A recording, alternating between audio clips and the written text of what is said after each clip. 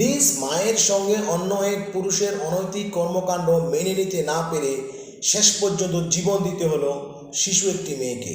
Police জানায়, রংপুরের পীরগঞ্জে কয়েক মাস আগে যাত্রা দলের নাট্যকর্মী দেলোয়ারাকে স্ত্রী পরিচয়ে বাড়িতে আনে আতিকুর নামে এক লোক। তার সাথে ছিল 6 বছর বয়সী ছোট্ট একটি মেয়ে, নাম তার সাইমা। মায়ের সাথে আতিকুরের আপত্তিকর অবস্থা দেখে ফেলে এই শিশুটি। ফলে শিশু সাইমাকে হত্যা করে বাড়ির পাশেই পুঁতে রাখে এই আতিকুর।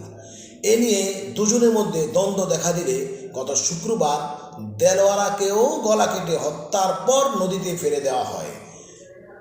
আতিকুরের দেয়া তথ্য অনুযায়ী গত রোববার শিশুটির মরদেহ ও মায়ের বিচ্ছিন্ন মাথা উদ্ধার করে পুলিশ। আমরা সমাজের কত নিচে চলে গিয়েছি এখান থেকে আমরা বুঝতে পারি। মা এবং মেয়েকে দুজনকে জীবন দিতে হলো পরকীয়ার কারণে।